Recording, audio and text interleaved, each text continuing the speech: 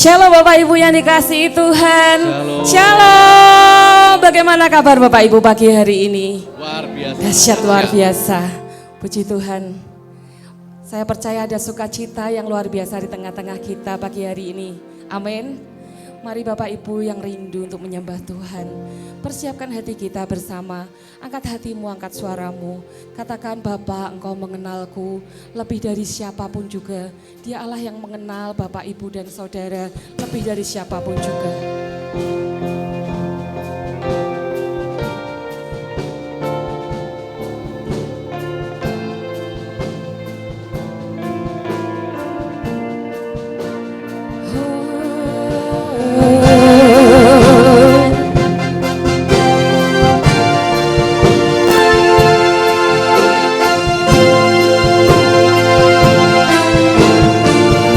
Bersama-sama katakan, Bapa, Engkau mengenalku lebih dari siapapun. Engkau tahu ceritaku dan isi hatiku. Tak peduli masa lalu, Engkau tetap memilihku. Ubahkanku, sempurnakan, jadi karya yang indah. Kini aku percaya tiada yang mustahil bagimu. Kuasamu kuatkanku, dasarku berharap.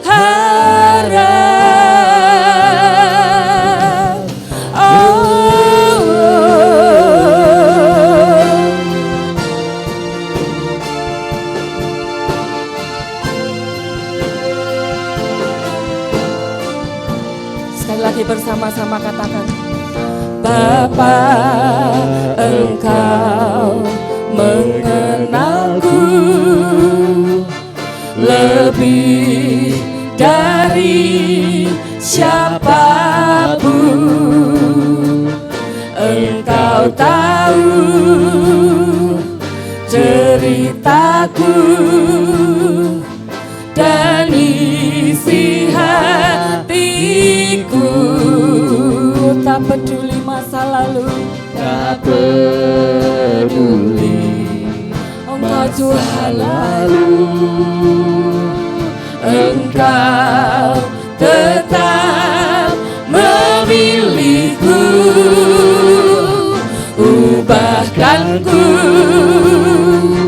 sempurnakan, jadi karya yang indah. Mari saya ajak Bapak Ibu bangkit berdiri bersama-sama dengan segenap hatimu. Katakan, aku percaya padamu Tuhan Yesus. Tiada yang mustahil bagimu. Kuasamu kuatkanku, dasarku berharap. Oh, kini aku berserah. Amin. Pada rancanganmu Tuhan,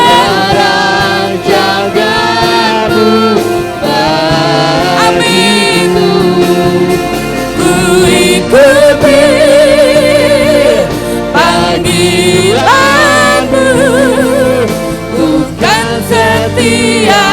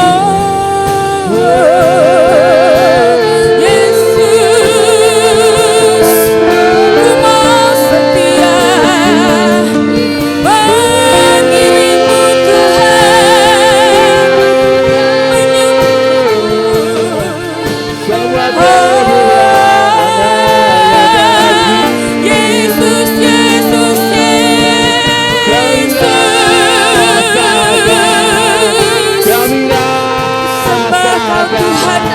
Kami menyembah-Mu Tuhan, sebab tiada seperti Kau Tuhan, tiada seperti Kau Yesus, tiada seperti Kau.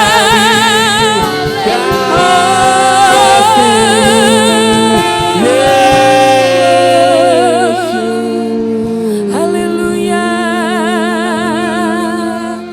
Shankalaramu, Kinayaramu.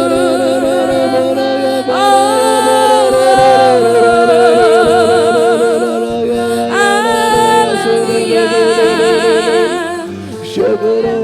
Shankalaramu,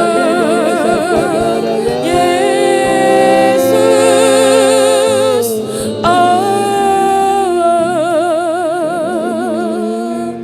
Shankalaramu, Shankalaramu. Terima kasih Tuhan.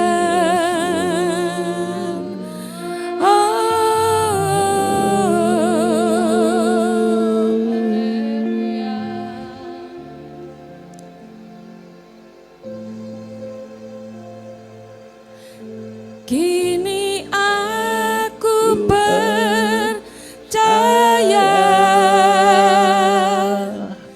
tiada yang mustahil bagimu.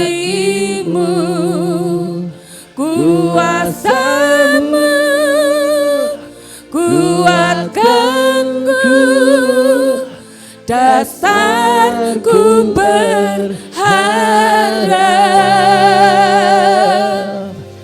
Kini aku berserah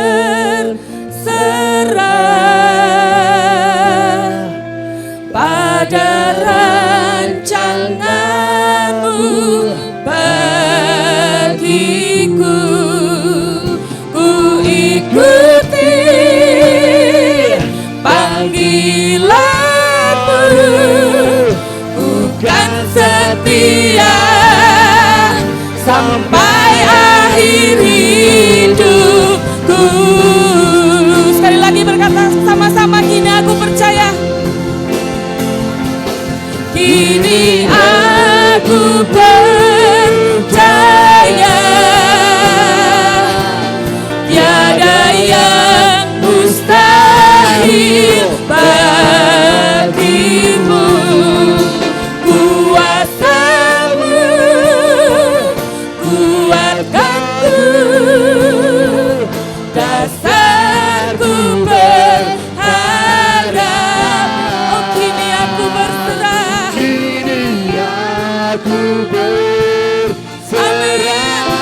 Kami berserah padamu Yesus.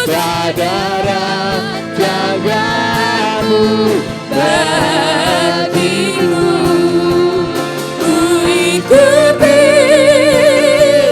panggilan-Mu, bukan setia sampai akhir hidupku.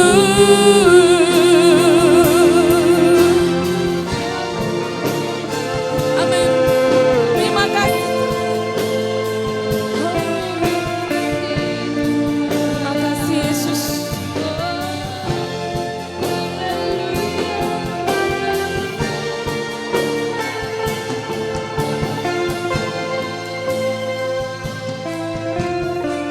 Amin. Terima kasih Tuhan. Terima kasih Bapa. Kami mengucap syukur sebab kami memiliki Allah yang sungguh sangat mengasihi kami. Dan pagi hari ini kami siap bersuka cita dan bersorak-sorai di dalam Engkau.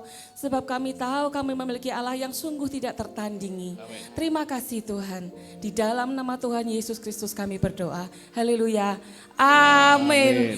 Berikan sorak-sorai dan tepuk tangan yang meriah bagi Yesus Tuhan kita. Berapa banyak Bapak Ibu di tempat ini yang siap bersuka cita di dalam Tuhan pagi hari ini. Boleh saya lihat tangannya, puji Tuhan. Boleh lihat depan belakang, samping kiri kanan. Berikan salam yang paling indah pagi hari ini.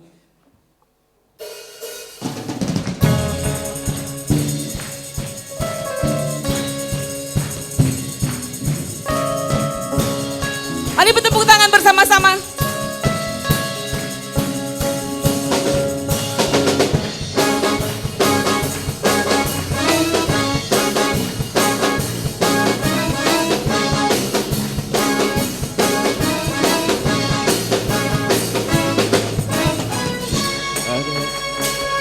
Ada siapa kau bandingkan perbuatannya yang heran?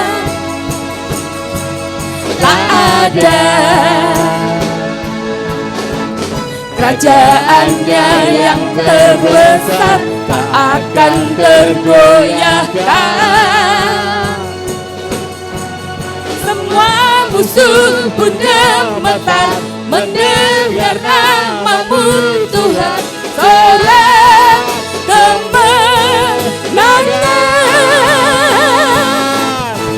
sungguh tak tertandingi. Tak ada yang setara denganmu. Hanya Yesus Tuhanlah yang terhebat, jauh melebihi dari penguasa di dunia. Kerajaanmu kekal.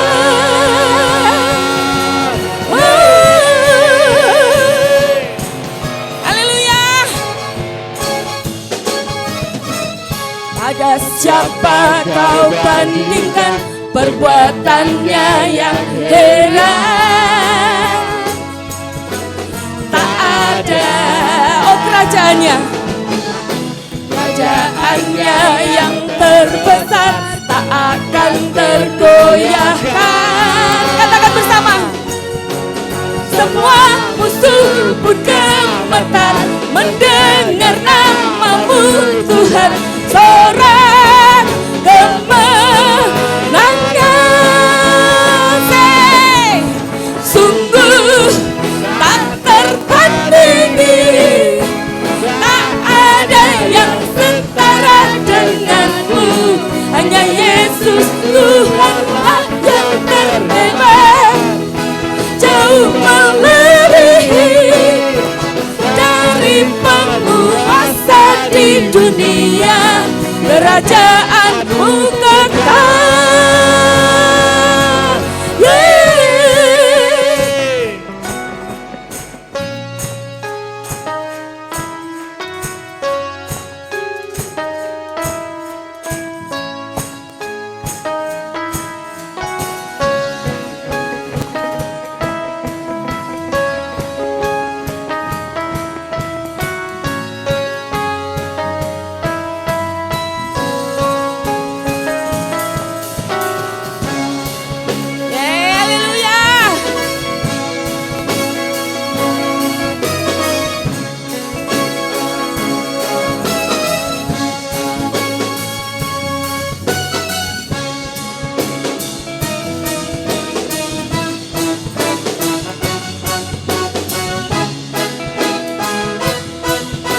Sama-sama katakan.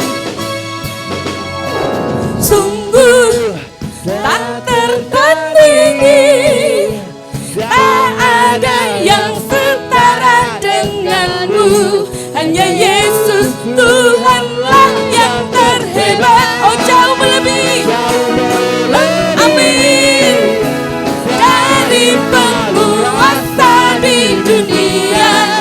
Kerajaanmu kekal. Sekali lagi bersama. Tak tertandingi, tak ada yang setara denganmu.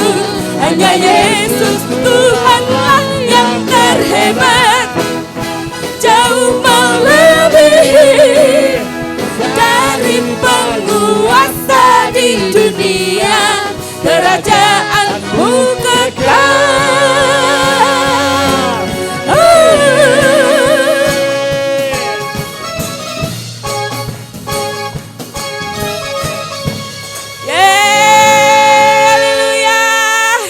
Bapak Ibu dipersilakan untuk duduk kembali.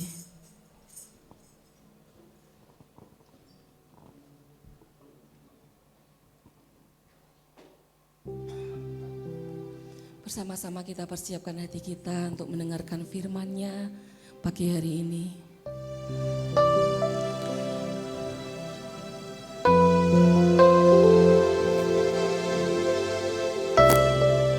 Kita mau angkat hati kita. Kita mau sembah Dia.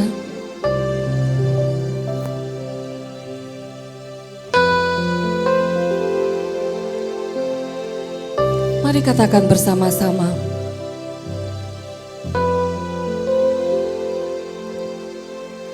Ku tak membawa apapun juga saat ku datang ke dunia. Ku tinggal semua pada akhirnya saat ku kembali ke surga.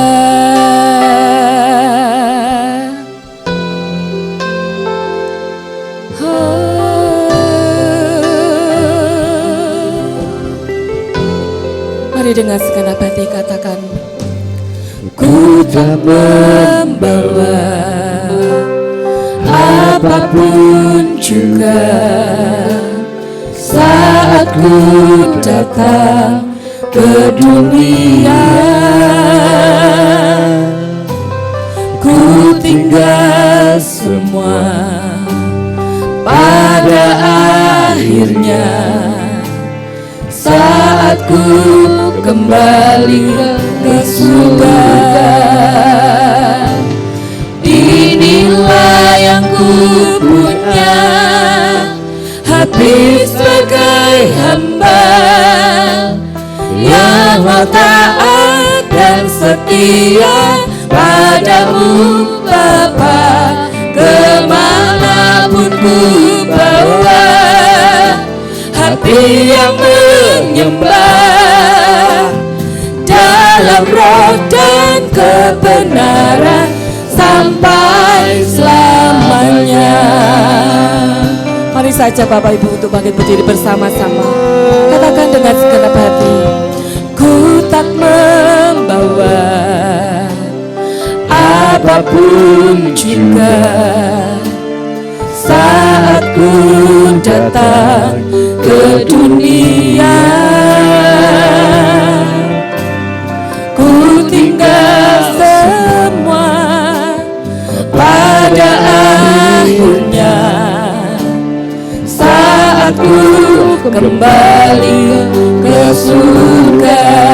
Oh, inilah yang ku bawa, inilah yang ku punya, Tuhan, hati sebagai hamba yang mau taat dan setia padamu Bapa. Kemanapun ku bawa, hati yang menyembah dalam roh dan kebenaran sampai selamanya. Oh, inilah yang ku punya, hati sebagai hamba yang mau taat dan setia padamu Bapa. Kemanapun ku bawa, hati yang menyembah dalam roh dan kebenaran sampai selamanya. Bagaimana ku membalas kasih-Mu, segala yang ku punya itu milik-Mu, itu milik-Mu.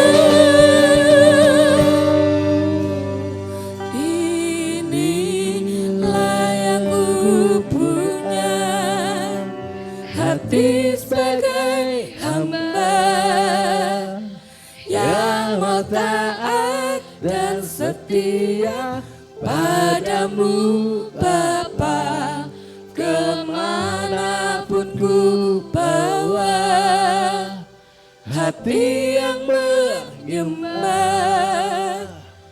dalam roh dan kebenaran sampai selamanya. Sekali lagi dengan segenap hati katakan, inilah yang ku punya,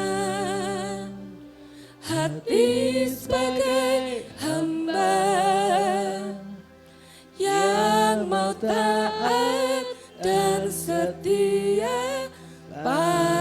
menyembahmu Bapa, kemanapun ku bawa, hati yang menyembah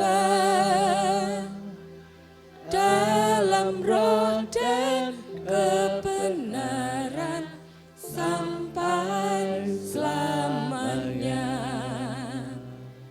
Dalam roh dan kebenaran sampai selamanya. Dalam roh dan kebenaran sampai selamanya.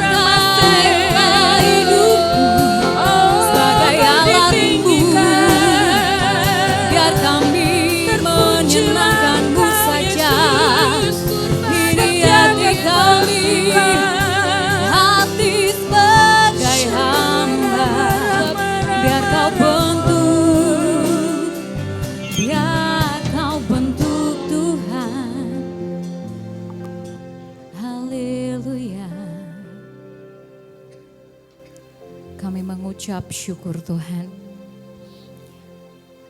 Karena kami memiliki Allah yang begitu besar kasih-Nya.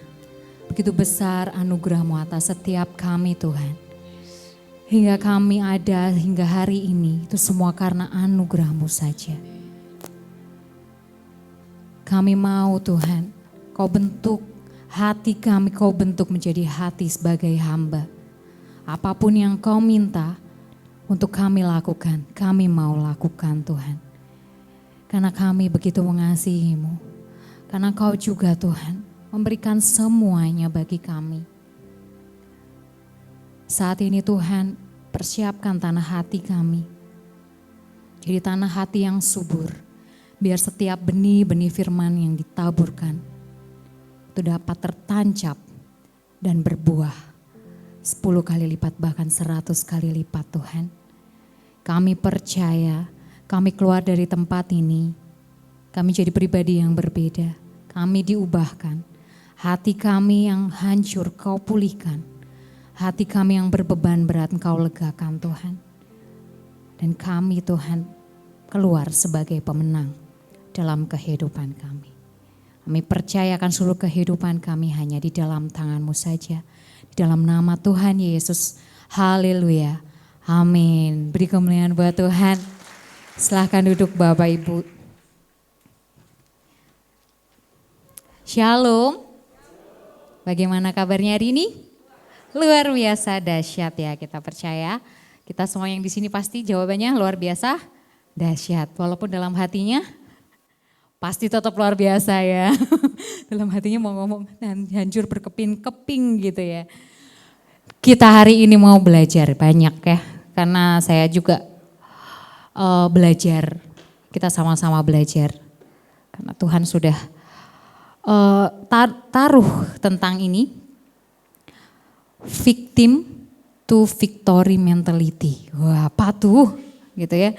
Saya tuh dikasih tema ini sama Tuhan ya. Jadi saya sampai nggak bisa tidur karena hari Minggu, Senin kan bingung ya harus buatnya kayak apa gitu. Selasa pagi langsung saya minta tolong sama Bro David. Saya dapat ini tolong dibuatin gitu ya.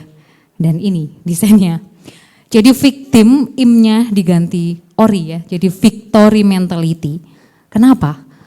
Kenapa harus victim dan juga victory diganti dari victim menjadi victory mentality? Ya kalau dalam bahasa Indonesianya apa gitu ya, mentalitas pemenang. Kita pagi ini mau belajar tentang mentalitas seorang pemenang. Apa itu mental? Mungkin kita tahu ya, mental itu tuh terbentuk dari apa? Sikap hati dan pikiran. Jadi kalau kita dipilih Tuhan sebagai pemimpin, karena kemarin Bapak Gembala selalu berbicara tentang pemimpin dan pemimpin. Mental yang pertama yang harus dipiliki oleh pemimpin yaitu mental pemenang dulu. Menang dulu di awal, jangan bertanya-tanya dulu di awal gitu ya. Akhirnya kita nggak tahu nanti gimana akhirnya, tetapi kita harus miliki mental pemenang. Kita sudah menang dulu di awal gitu ya. Karena nggak mungkin, bagaimana mungkin kita bisa memimpin orang dan memerdekakannya, sedangkan kita aja belum menang dalam pertandingan di dalam hidup kita. Apa itu pertandingan, apa sih yang buat kita yang paling, kemarin saya juga melihat ya di dalam Daniel Tetangga Kamu, siapa yang suka nonton ya, kemarin saya lihat cuplikannya yang dikirim di dalam anggota BBI ya, grupnya. Saya juga baca full, saya langsung nontonnya full gitu ya. Di situ dikatakan juga pertandingan atau peperangan, kita ini prajurit-prajuritnya Tuhan gitu yang di sini ya. Peperangan yang paling sengit, paling luar biasa tuh melawan apa? Ada yang bisa jawab? Melawan diri sendiri. Next.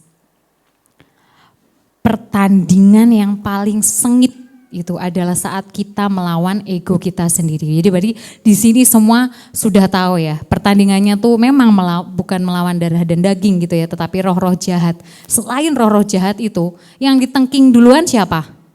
Kita duluan yang ditengking. Jangan nengking yang lain-lain dulu. Jadi kalau kita mau menengking yang lain, kita tengking kita dulu, kita bereskan hidup kita dulu, baru kita bisa memenangkan orang lain, kita bisa memimpin orang lain. Bagaimana? Mungkin di sini ya Bapak Ibu mungkin apakah mau ya dipimpin sama seseorang yang belum bisa memimpin dirinya sendiri? Tentunya tidak mau ya. Begitu juga orang-orang di luar sana, di luar kita. Kalau kita belum bisa menang mimpin diri kita sendiri, mimpin masalah kita sendiri aja belum bisa, kita mau mimpin orang lain, kita mau memenangkan orang lain gitu ya. Ya tentu tidak bisa ya. Jadi kita harus memenangkan diri kita dulu. Ego kita dulu yang kita lawan. Nah selanjutnya kita mau nih lihat perbedaannya. Victim mentality sama victory mentality. Victim mentality ini saya cari di mana? Di bahan-bahan psikologi ya, itu banyak. Kalau kita sering dengar, ya ampun dia tuh orangnya playing victim banget deh. Bahasa anak mudanya ya, playing victim banget, aku nggak suka deh orangnya. Nah ini victim mentality. Tapi kita koreksi ya, sebelum kita menunjuk kanan kiri, kita menunjuk diri kita sendiri ya Bapak Ibu di sini ya. Kita koreksi, mungkin bisa jadi separohnya victim, separohnya victory, ya gimana itu ya. Kita sama-sama koreksi.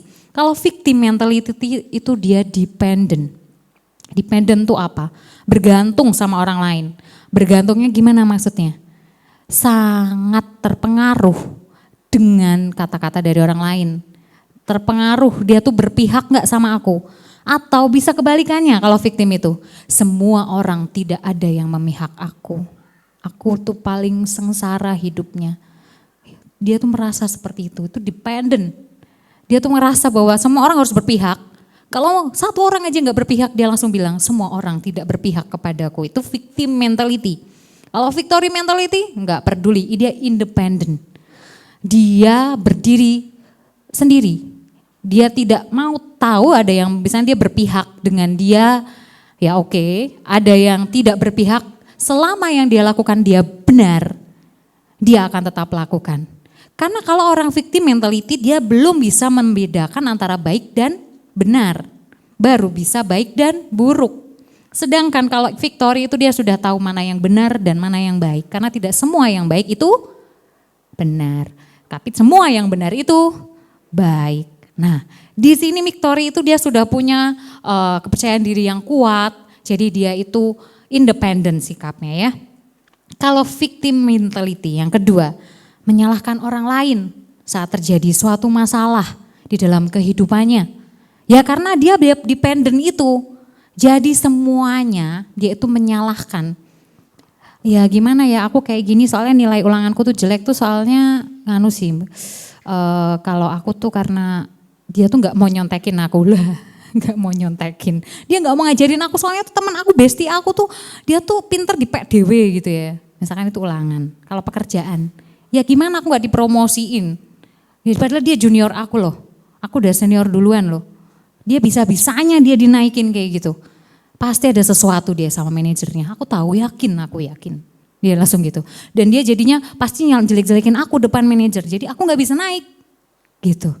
Itu menyalahkan orang lain saat terjadi suatu masalah, itu victim mentality. Ya jadi mencari siapapun lah yang salah. Pokoknya yang salah orang lain, aku enggak gitu ya. Victim mentality. Kalau victory mentality, dia fokusnya tuh mencari solusi dalam suatu masalah yang dihadapi. Misalkan dia beneran dibegitukan sama orang, ya, dijatuhkan sama orang, tapi dia udah melakukannya, solusinya dulu gimana nih gitu. Bukan terus gimana caranya orang itu, solusinya gini, orang itu kita benci aja, itu juga bukan, itu bukan solusi ya. Itu sama aja, kita tahu seperti victim mentality. Solusinya gimana, aku harus benerin diri aku dulu. Karena orang victory mentality yang memiliki mentalitas pemenang, itu dia tahu bahwa dia itu berdiri sendiri dan aku tahu bahwa solusi semuanya tuh ada di dalam diriku. Aku harus berubah dulu untuk merubah sekitar. Jadi waktu itu saya juga baca, kalau kamu mau sekitarmu itu positif, bukan sekitarmu dulu yang dirubah. Karena apa yang kamu lakukan, apa yang sekarang kamu sedang vibesmu ya, istilahnya kalau apa ya, kalau saya bilang itu, kamu lagi positif vibe ya, sekitarmu akan nanti positif gitu. Akan mendekatlah. Itu akan hubungannya akan menarik orang-orang yang tipikalnya sama seperti kita. Itu dia. Siapa yang di sekitar kamu sekarang? Itu cerminan kamu, karakter kamu saat ini. Itu victory mentality, dia mencari solusi dulu. Yang ketiga, kalau victim mentality pastinya selalu memikirkan hal yang negatif dan pesimis ya. Apa-apa kalah nggak mungkin lah itulah, nggak mungkin. Apa bangun gereja? Wah ya ndak mungkin toh, ndak mungkin, wis ngawur. Pir apa? 8 lantai lah, 2 lantai we lembombohan loh. Ya, itu victim mentality, hati-hati loh ya. Sedikit aja berpikir tentang itu, wah itu artinya kita sedang mengesampingkan kuasanya Tuhan, mengesampingkan visinya Tuhan. Kemarin waktu rapat Gembala Komsel ya, fellowship, itu ada peneguhan dari salah satu dari Bu Dies ya. Cuman kami belum bisa sampaikan sekarang, nanti akan lanjut ya kapan nanti Bu Dies yang akan berbicara sendiri peneguhan tentang pembangunan ini. Itu pun membuat kami satu ruangan, wow, ternyata itu sudah dinubuatkan dari beberapa tahun yang lalu gitu ya. Dan kita semua semakin dikuatkan. Nah kalau yang victory mentality yang ketiga, selalu memikirkan hal positif atau optimis. Positif dia. Optimis apapun yang terjadi dia pasti optimis. Makanya dia selalu mencari solusi dalam masalah yang dihadapi. Itu victory mentality. Nah yang terakhir untuk victim mentality, itu dia selalu merasa orang lain lebih beruntung. Ya tetangga itu, rumput tetangga lebih hijau ya. Perasaannya begitu terus, padahal tempat kita itu udah berbuah, kelihatannya tuh nggak hijau, padahal mungkin ternyata tempat kita tuh sudah punya banyak bunga. Kenapa sebelah sana hijau ya? Ya iya karena tempat kita sudah berbunga gitu loh. Nggak ada lagi rumputnya, sudah berbuah, nggak ada lagi tertutup. Tapi kita melihat mereka tuh rumputnya hijau banget ya, padahal sana barusan bertumbuh gitu, padahal tempat kita sudah berbuah. Terkadang seperti itu, merasanya orang lain lebih beruntung.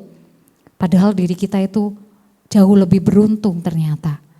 Kalau victory pastinya kebalikannya, dia selalu bersyukur dalam segala hal. Segala hal ya, waktu itu saya pernah membawakan sharing juga, kita harus selalu bersyukur tuh, mengucap syukur dalam segala hal.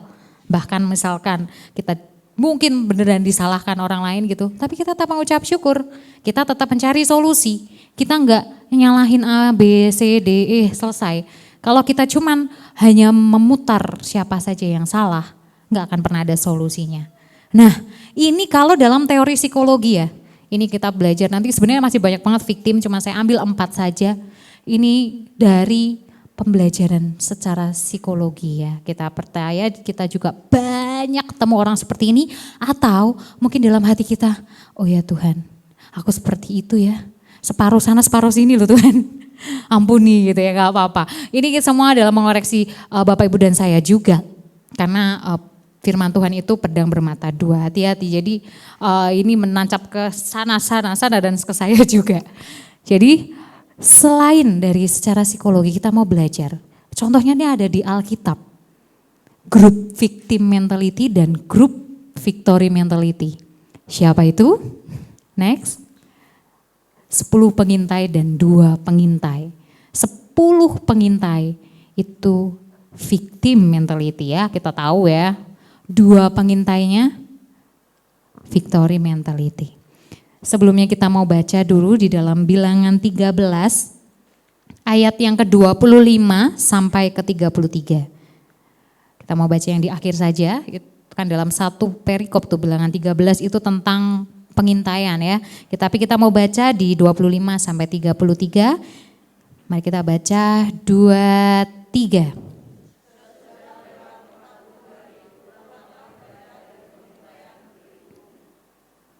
Dan langsung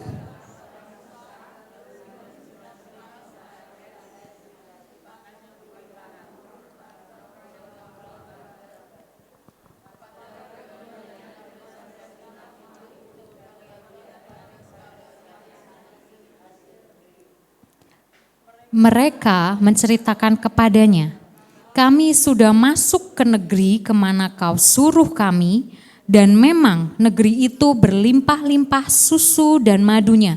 Dan inilah hasilnya. Jadi mereka membawa ya.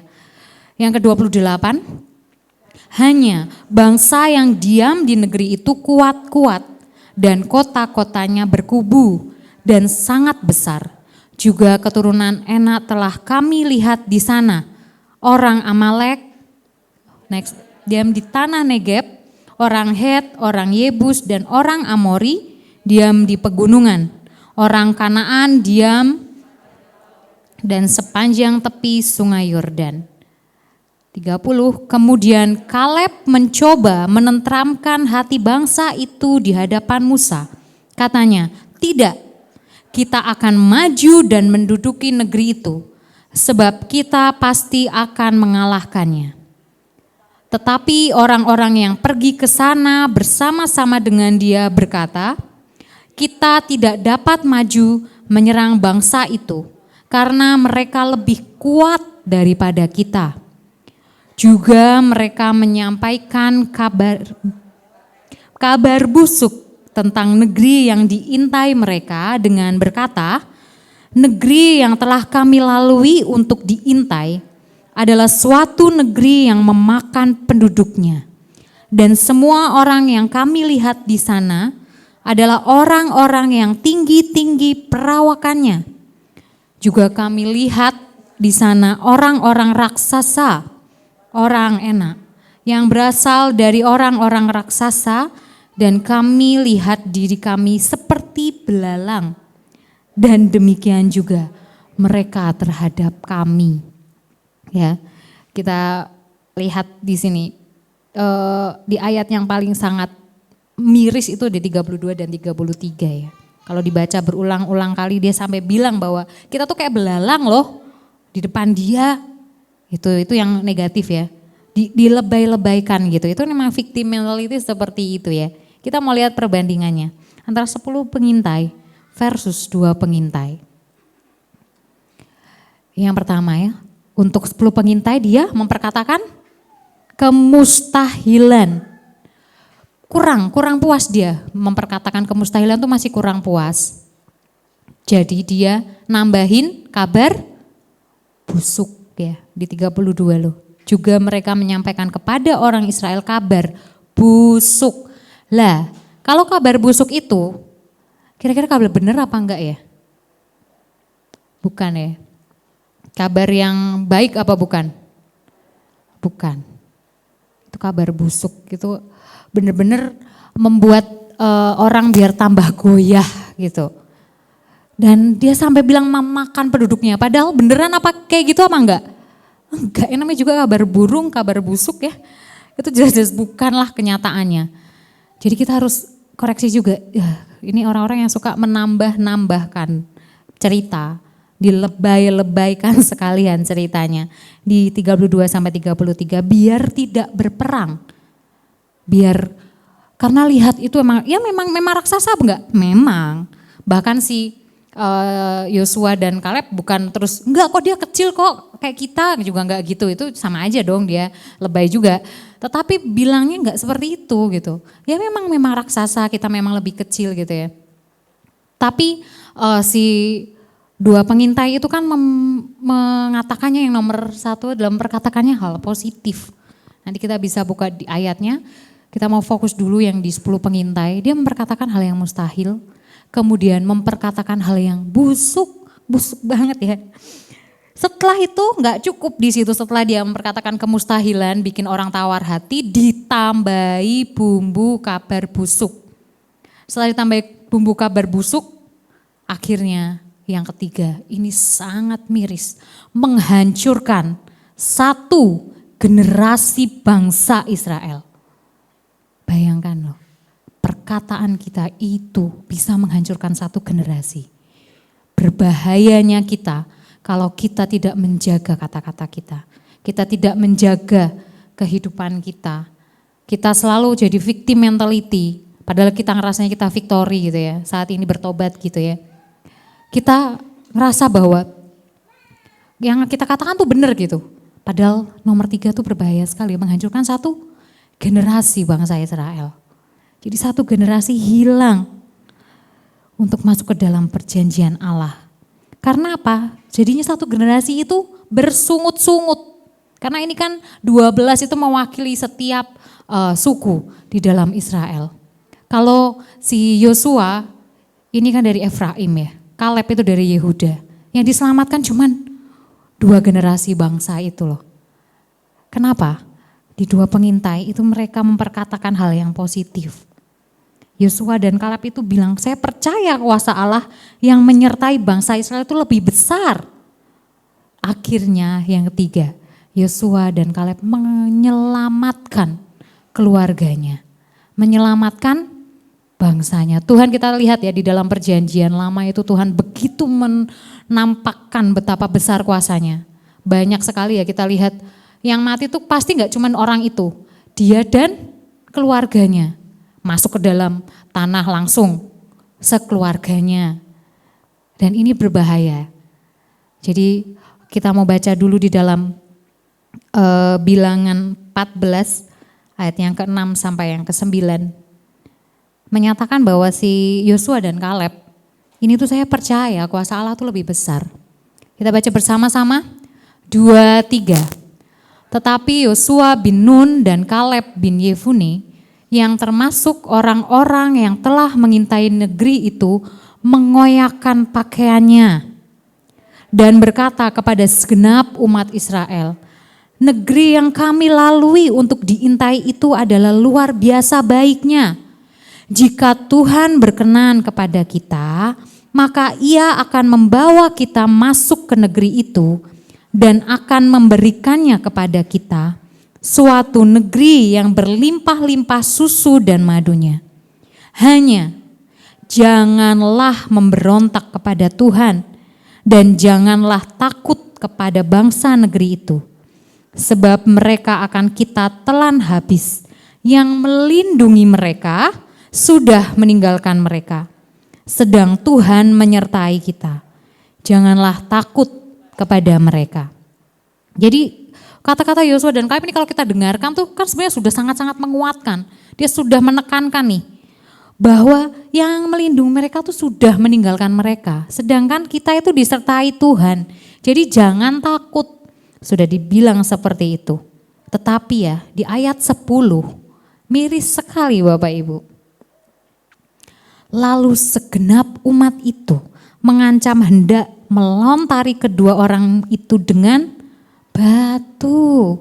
Coba, ngomong positif malah dilontari batu.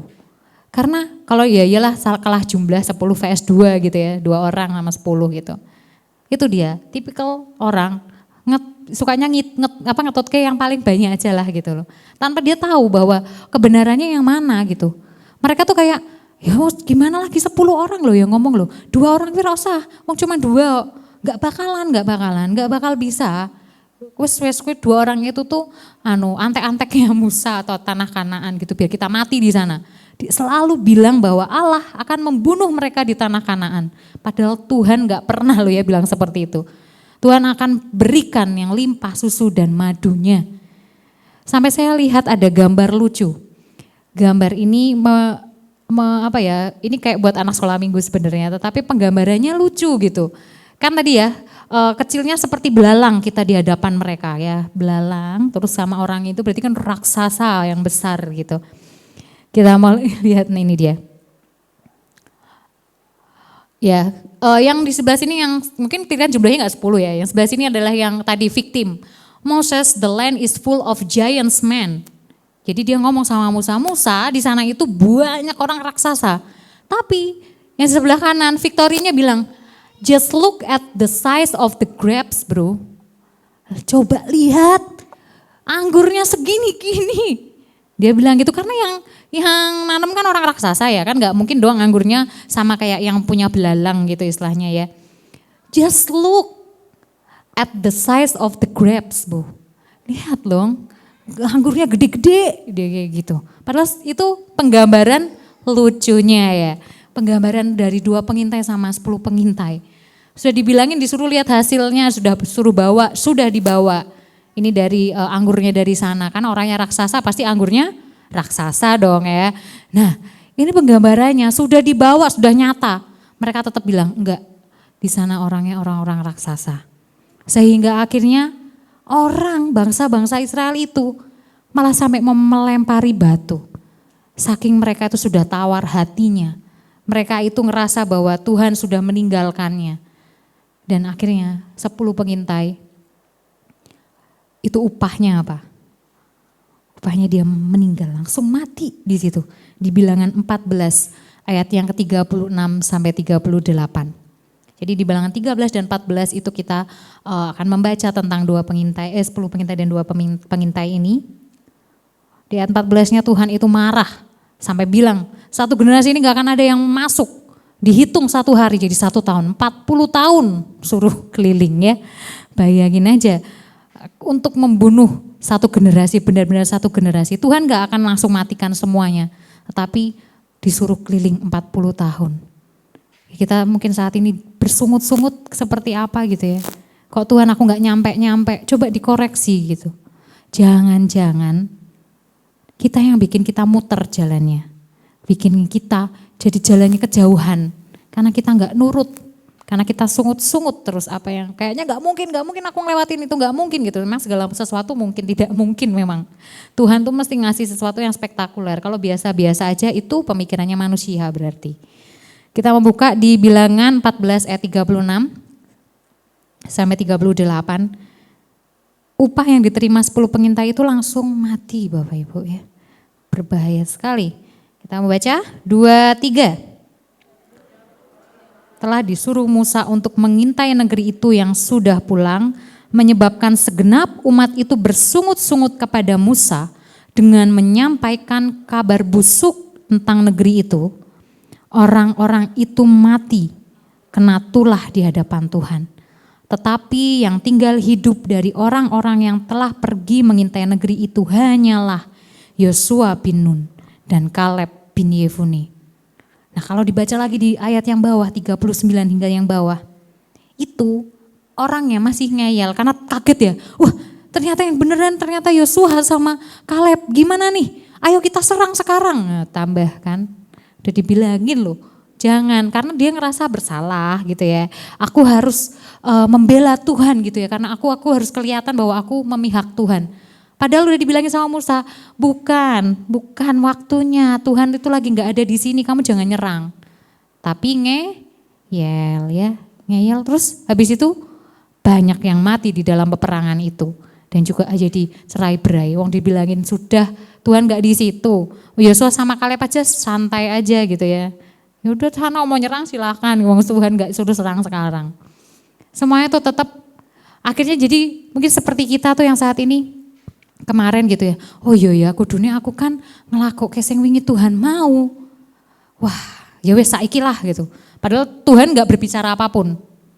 Tuhan nggak berbicara bahwa kita harus melangkah sekarang gitu ya. Oke, harusnya aku bisnisnya yang itu waktu itu Tuhan ngomong, tapi aku kok kayaknya belum damai ya. Terus tapi waktu itu Tuhan tuh udah bilang oke, tapi aku kayaknya kok mustahil ya, kayaknya enggak mungkin deh, enggak mungkin banget Tuhan gitu ya. Tetapi kita enggak nurut. Terus kemudian kita lihat ada orang yang berbisnis sama persis dan dia ternyata membuahkan hasil. Kemudian kita, oh iya ya, memang Tuhan memang suruh aku. Oke, aku sekarang akan buka bisnis ini gitu. Tapi Tuhan nggak ngomong apa-apa tuh, kira-kira berhasil atau enggak ya Pak? Bu, berhasil atau tidak? Tidak. Karena Tuhan nggak di situ, Tuhan nggak minta, pas waktu minta kita nggak ngelakuin.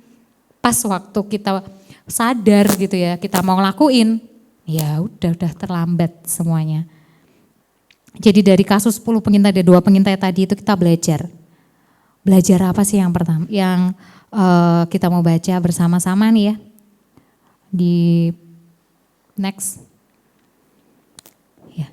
Jangan dikira mental victim atau korban yang kita miliki itu hanya akan berpengaruh pada hidup kita sendiri, pada diri kita sendiri yang makan buahnya. Oh jangan berpikir seperti itu. Tetapi hal itu akan berpengaruh kepada orang-orang di sekitar kita.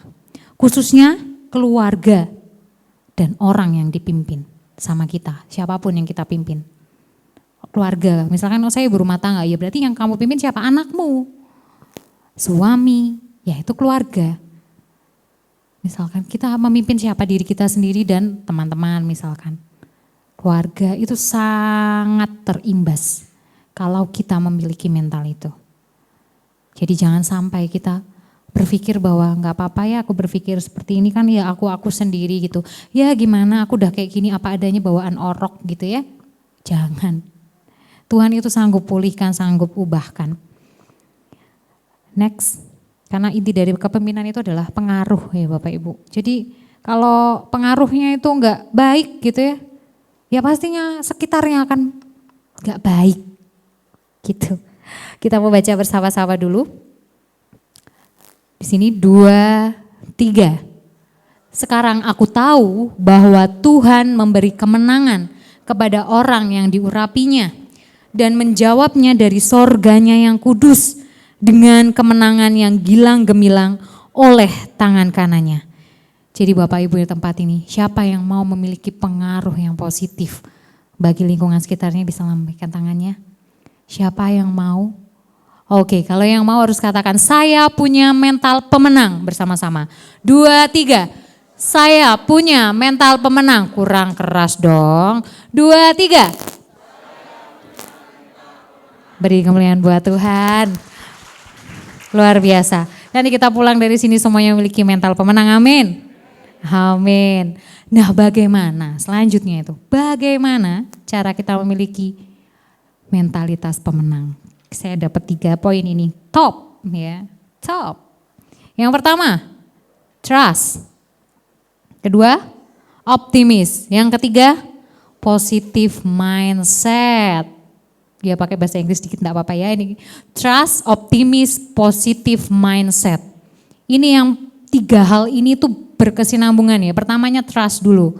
Setelah itu optimis. Dan setelah itu nanti kita akan belajar positive mindset. Yang pertama kita belajar trust. Trustnya itu enggak cuman percaya kepada Tuhan, tetapi juga dipercaya oleh Tuhan. Jadi enggak berhenti dari percaya saja. Kita mau baca di Bilangan 14 ayat yang ke-9 yang tadi sudah kita baca bersama-sama ya. Kita semua belajarnya masih tetap bilangan-bilangan ya karena di situ sudah tertulis semua cara-caranya. Ya ini yang tadi ditekankan. Kita baca bersama-sama 2, 3. Hanya janganlah memberontak kepada Tuhan dan janganlah takut kepada bangsa negeri itu. Sebab mereka akan kita telan habis. Yang melindungi mereka sudah meninggalkan mereka. Sedang Tuhan menyertai kita. Janganlah takut kepada mereka. Jadi janganlah memberontak. Ya. Kalau Tuhan itu caranya biar kita percaya, kita sudah percaya tadi bahwa Tuhan itu kuasanya lebih besar. Yang kedua, memberontak nggak kita? Gitu. Suka taat nggak ya? Kalau kita masih nggak taat, memberontaknya mungkin nggak yang sampai kayak anak-anak, misalnya ada anak-anak yang nakal di luaran sana gitu ya. Memberontak itu dalam arti kita disuruh A, kita ngelakuinnya Z, itu aja udah memberontak gitu ya. Kita disuruh ngelakuinnya C, kita melakukannya A malahan. Yang kemarin disuruh ngelakuin, malah sekarang yang dilakuinnya gitu. Tuhan sampai ini, ya ampun, kandani A, kita wangel tenan gitu. Ya, Tuhan mungkin kayak gitu. Nah, makanya kita aja, misalkan kita aja sendiri gitu ya. Kalau kita punya orang yang kita pimpin, atau di dalam satu organisasi, kita itu dipercaya gitu untuk memimpin. Kemudian kita memberikan salah satu teman kita tugas. Kamu nanti ini ya tugasnya untuk misalkan bersih-bersih aja deh ya, bersih-bersih bagian sini, tapi jangan langsung pel lo ya, sapu dulu gitu ya, kita sapu dulu, habis itu nanti kalau benar-benar bersih dipel, setelah itu dicek dulu, tapi air pelnya kan kita kasihnya detail nih, air pelnya nanti harus kayak gini biar nggak bau apa gimana gitu ya, ya oke gitu, airnya udah dikasih tahu airnya biar nggak lengket, kamu takarannya segini sama segini gitu. Terus kemudian besoknya dilakukan kita lewat, kok teng telempok gitu ya.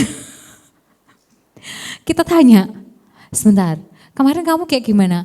Kan ibu ngomongnya ngepel dulu, dipel dulu, terus ininya takarannya segini. Loh bukan, kita jelaskan lagi, ini seperti ini, seperti ya detailnya gitu ya.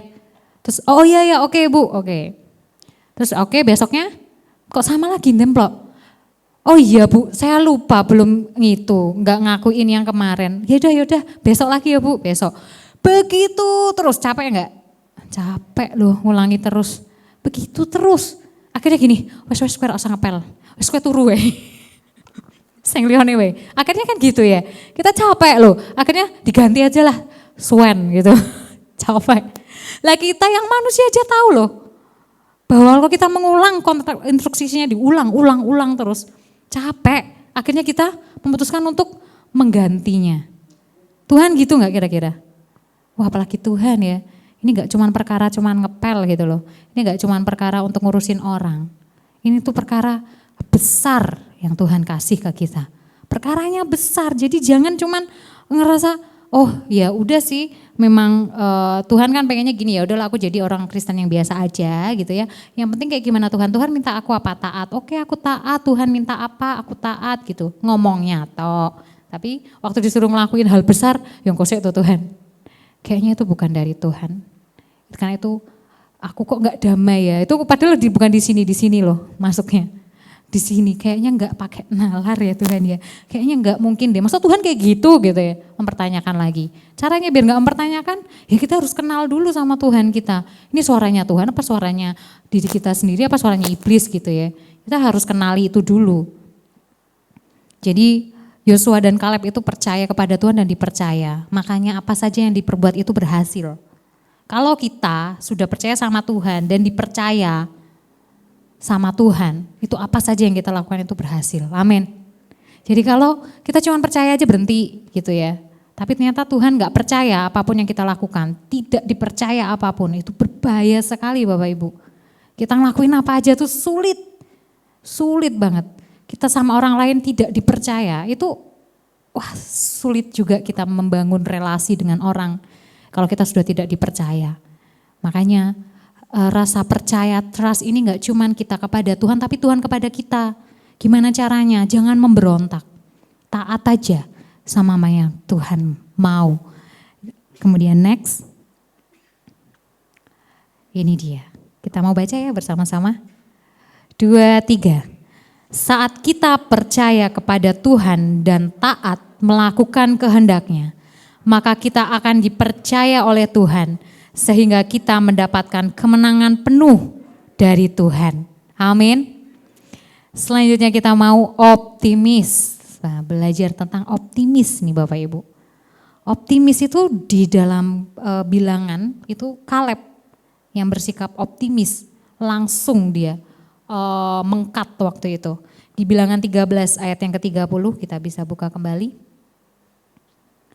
Kaleb ini bersikap optimis waktu di tengah-tengah orang-orang itu memperkatakan hal-hal negatif ya. Nah ini kita baca pertama-sama 2, 3.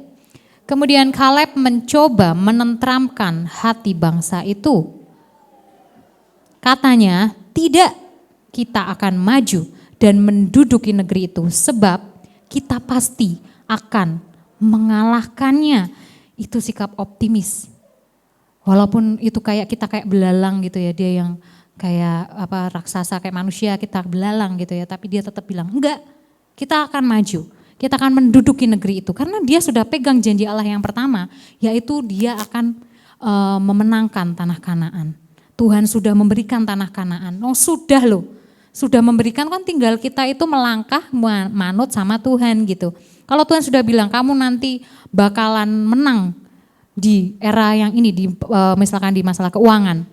Terus kemudian kita mulai kan, pastinya ada ujian-ujiannya dong, nggak mungkin kita menang terus gitu ya. Kita pasti ngerasa ada pergolatan, ada badai gitu. Kemudian kita khawatir ya, tenggelam lah kita kalau kita khawatir sedikit. Nggak sampai di sana. Nah ini, yang namanya optimis itu seperti Kaleb. Kita bersikap optimis. Kalau bisa mengalahkan bangsa Kanaan ya, kita juga punya sikap optimis saat kita menghadapi apapun ya, masalah, menghadapi kehidupan ya, kita optimis.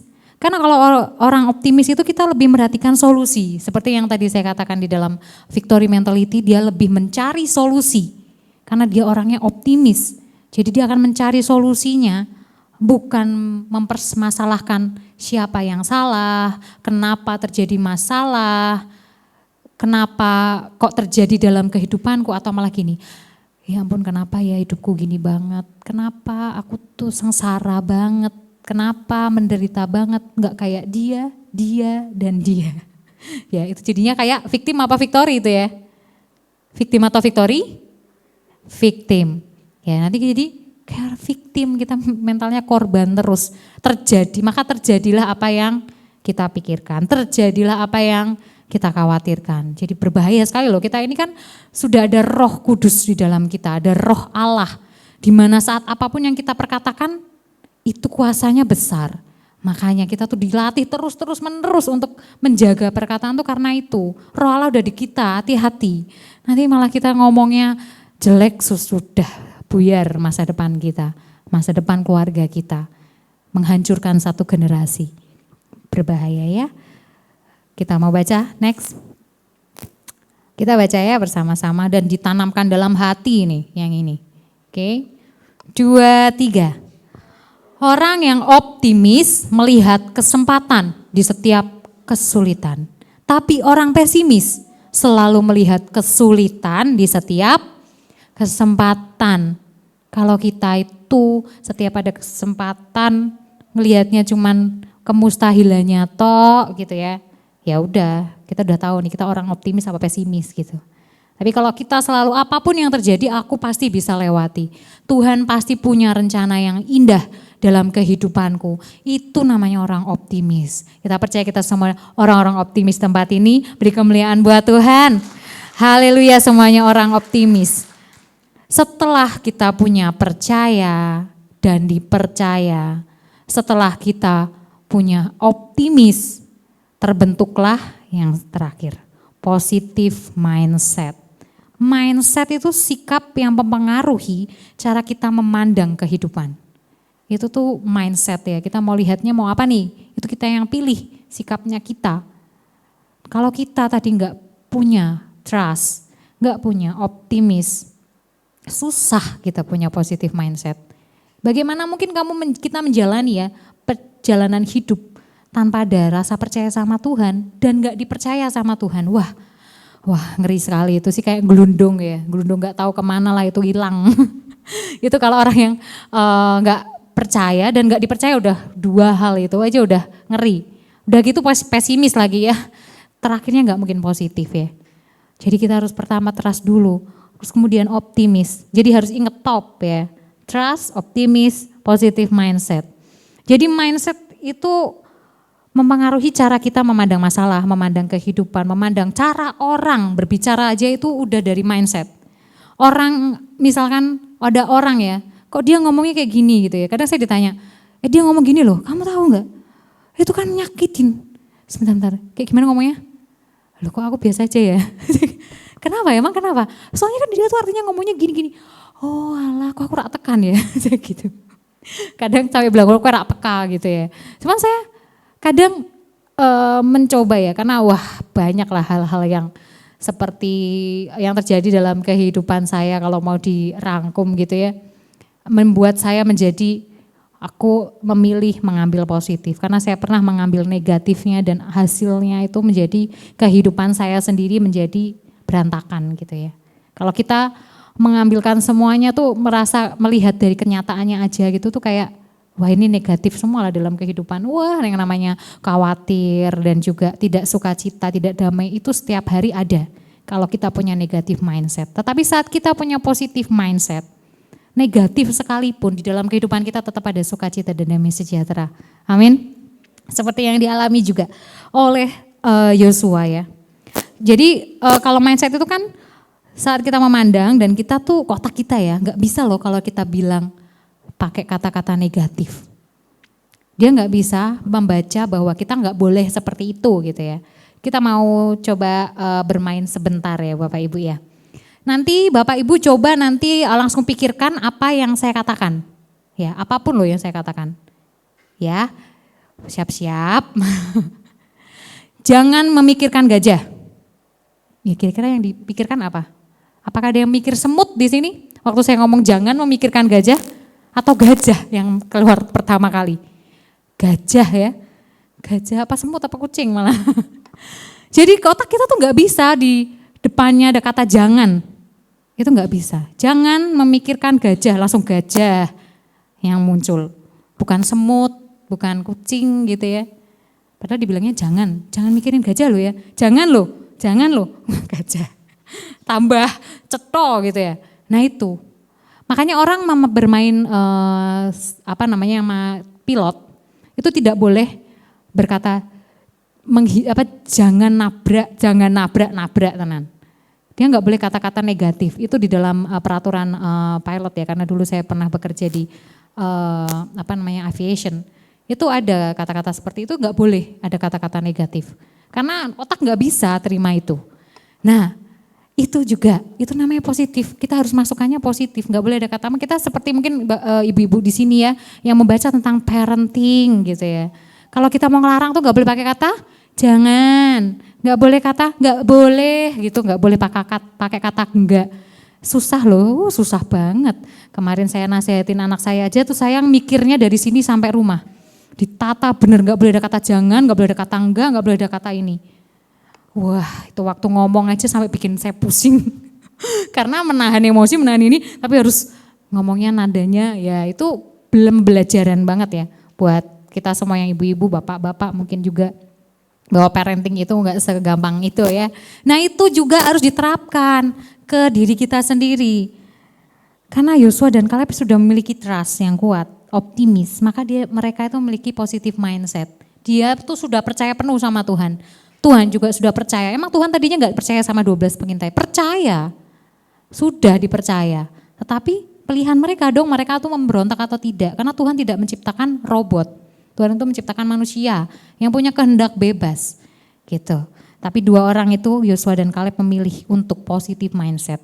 Makanya Yosua juga bisa merumbuhkan tembok Yeriko yang pernah dibahas oleh Bapak Gembala dengan seluruh timnya. Karena Yosua sudah dirasakan pengaruh positifnya. Jadi ini kan Yosua kan sudah sebelum beberapa tahun sebelumnya sudah mengalami ini yang mau dilemparin orang. Tapi ternyata yang dibunuh 10 orang. Kira-kira orang-orang yang melihat ya generasi-generasi selanjutnya yang menceritakan kepada anak-anak cucunya. Karena kan yang dipimpin Yosua itu bukan generasi itu, karena generasi itu habis hilang. Generasi selanjutnya. Itu seperti apa? Menceritakannya. Karena Yosua sudah dan Kaleb ini sudah memegang orang-orang di situ bahwa oh iya ya ternyata yang kita percaya itu harusnya Yosua sama Kaleb. Jadi waktu Yosua mengarahkan untuk ada yang harus jadi prajurit, ada yang harus tiup sangkakala, ada yang harus pegang tabut, mereka nurut karena mereka ini soalnya Yosua. Kalau enggak kok nanti disambar bledek gitu ya.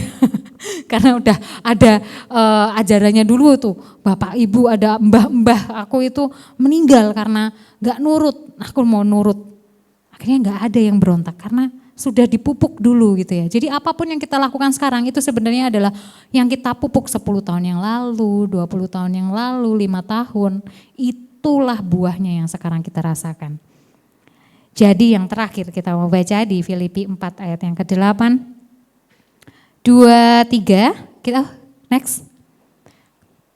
Jadi akhirnya saudara-saudara, semua yang benar, semua yang mulia, semua yang adil, semua yang suci, semua yang manis, semua yang sedap didengar, semua yang disebut kebajikan dan patut dipuji, pikirkanlah semuanya itu.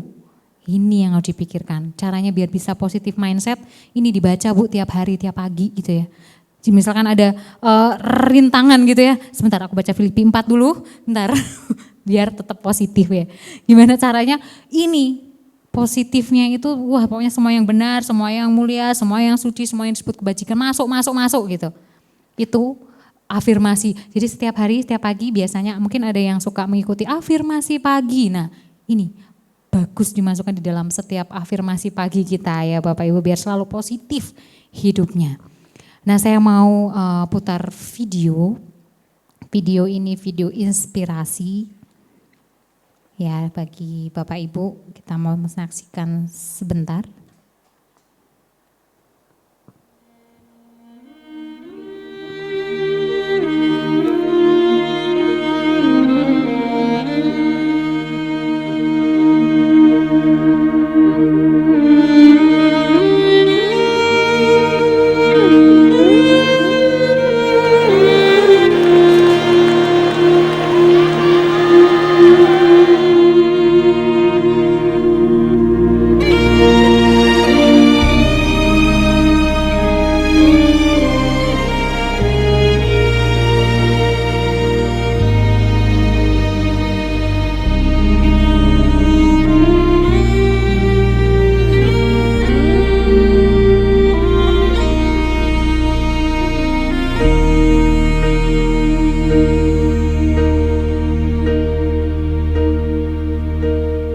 When I am down and oh my soul so weary, when troubles come and my heart burdened be, then I am still and wait here in the silence until you come and sit a while with me.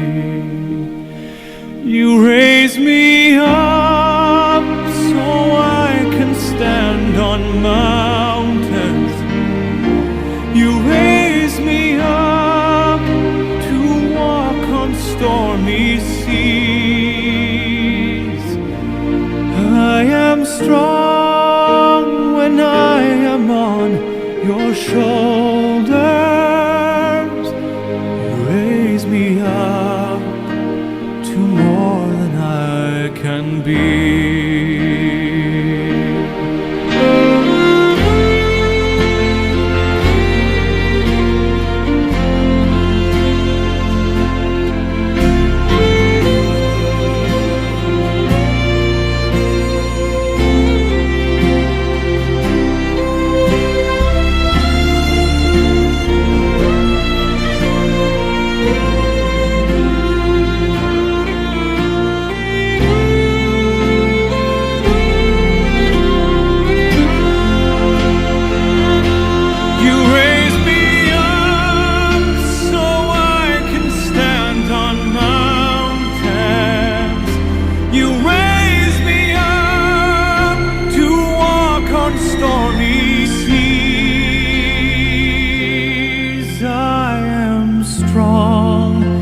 when I am on your shoulders.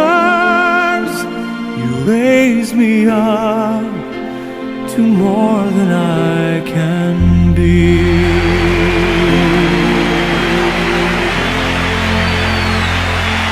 You raise me up so I can stand on mountains. You raise me up to walk on stormy seas. I am strong when I am on your shoulders. Raise me up to more than I can be. You raise me up so I can stand on mountains. You raise me up to walk on stormy seas. I am strong when I am on your shoulders. You raise me up to more than I can be.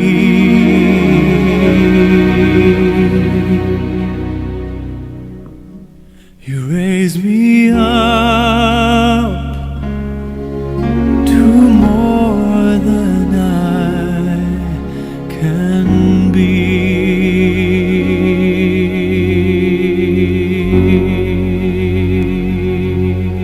Saya undang para pemain musik maju ke depan. Itulah gambaran bahwa apapun ya, jika Anda sulit untuk berlari, berjalanlah. Jika masih sulit untuk berjalan, tertatihlah. Karena Tuhan akan selalu bergegas menghampiri kita untuk mendampingi kita, menghadapi apapun yang terjadi dalam kehidupan kita. Kalau selama ini kita sulit untuk berlari, Tuhan aku kok kayaknya sulit ya, aku gak bisa berlari Tuhan. Berjalan. Tuhan aku berjalan aja gak mampu Tuhan. Tertatihlah seperti tadi. Jadi tetap berlari, ototnya tuh robek. Gak cuman kayak kesleo gitu ya, bukan, robek. Tapi dia tetap tertatih. Tuhan itu gambarannya Bapa kita. Gak mungkin membiarkan kita tertatih itu berjalan sendirian. Gak mungkin ya. Kita mau datang kepada Dia, kita mau mengucap syukur. Terima kasih Tuhan. Saya undang Bapak Ibu untuk bangkit berdiri bersama-sama. Engkau yang lebih tahu cara untuk membuka jalanku. Engkau yang lebih mengerti cara untuk menolong hidupku.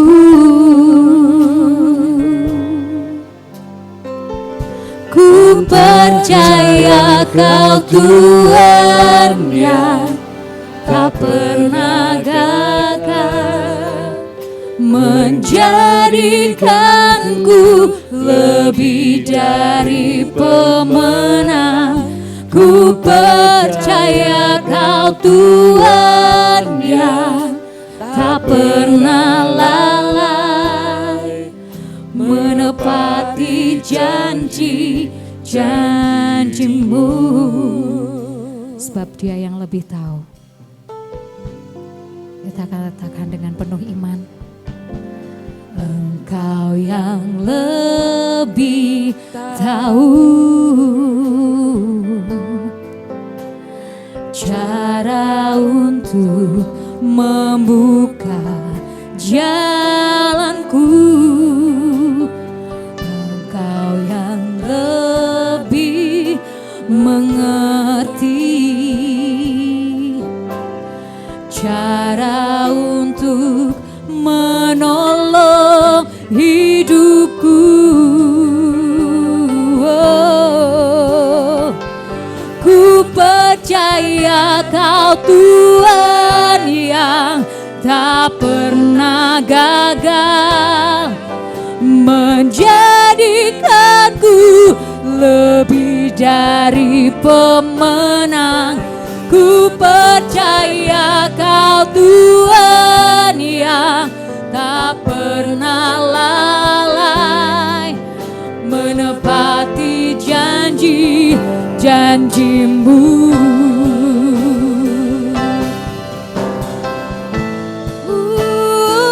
Aku percaya Kau Tuhan yang tak pernah gagal jadikanku pemenang, lebih dari pemenang.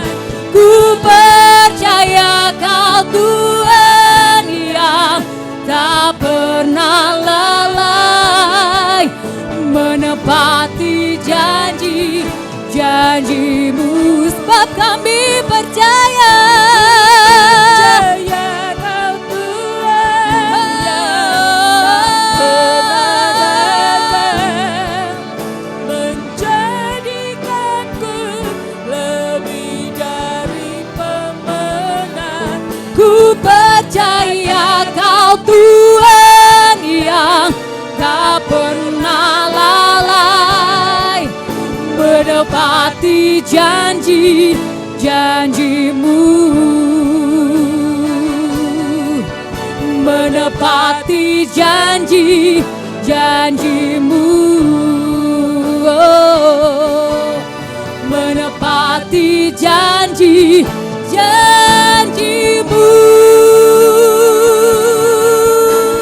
Oh, sebab kami terlebih percaya Kau genapi setiap janjimu Tuhan.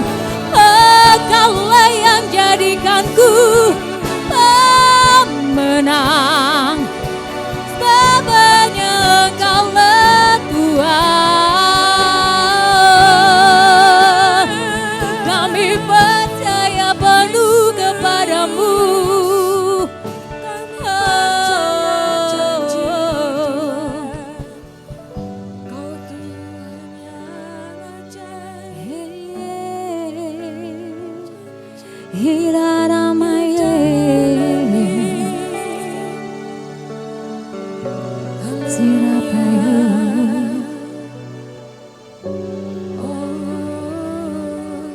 Sebab kami tahu Tuhan, kami percaya saat ini Tuhan, Kau ubahkan hati kami. Kau hancurkan setiap keping-keping negatif kami Tuhan. Patahkan di dalam nama Tuhan Yesus. Hanya ada positif mindset di dalam kehidupan kami Tuhan. Kami mau Kau bentuk seturut dan serupa dengan Kau Tuhan. Ini kami Yesus, pakai setiap kami Tuhan. Biar kami keluar menjadi orang yang pemenang Tuhan. Kami memiliki mentalitas pemenang. Kami bisa memenangkan banyak jiwa. Kami bisa memenangkan kami sendiri dan memenangkan keluarga kami Tuhan. Biar semuanya bisa menjadi kemuliaan-Mu saja. Bentuk hati kami. Biar kami bisa menjadi berkat bagi banyak orang Tuhan. Kami percaya saat ini kami sudah diubahkan. Hati kami yang hancur Kau sudah pulihkan Tuhan. Kami percaya kami bisa memulihkan banyak jiwa. Kami juga bisa memenangkan banyak jiwa.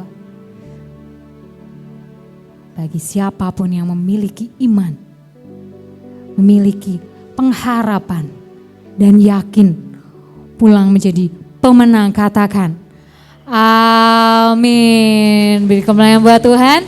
Silakan duduk Bapak Ibu, kita akan saksikan video pengumuman.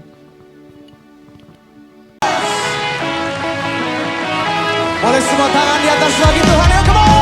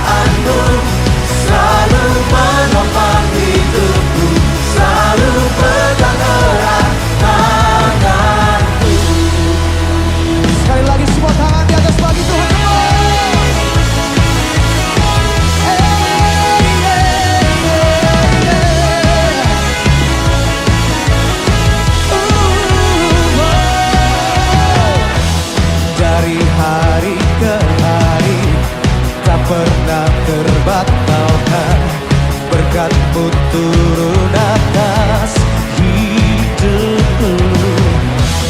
Dari hari ke hari tiada pernah tertunda, kesetiaan-Mu Kau limpahkan bagiku. Come on. Tak berkesudahan kasih setia-Mu Tuhan, rahmat-Mu tak pernah habis. Dari hari-hariku, tangan-Mu yang perkasa, besar kejayaan-Mu selalu menopang hidupku, selalu pegang erat tanganku. Yang percaya bahwa Tuhan ada di tempat ini, semua tangan di atas bagi Tuhan. Come on, 1, 2, 3, 4. Mari sama-sama serukan.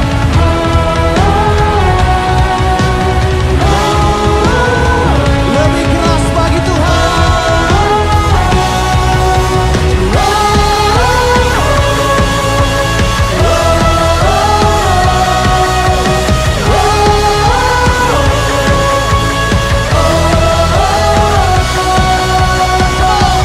Tak berkesudahan kasih setia-Mu Tuhan, rahmat-Mu tak pernah habis. Dari hari-hariku, tangan-Mu yang perkasa, besar kejayaan-Mu selalu menopang hidupku, selalu pegang erat tanganku.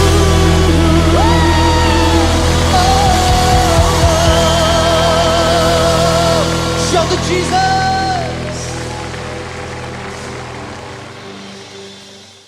Bapak Ibu, pada kesempatan ini kami juga mau mengundang yang pertama kali hadir di tempat ini untuk beribadah bersama-sama dengan kami. Adakah Bapak Ibu yang baru pertama kali hadir?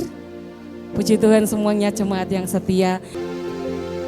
Mari Bapak Ibu, sebelum kita mengakhiri ibadah pagi ini, kita akan membaca pengakuan iman yang kita lakukan setiap minggu kedua ya.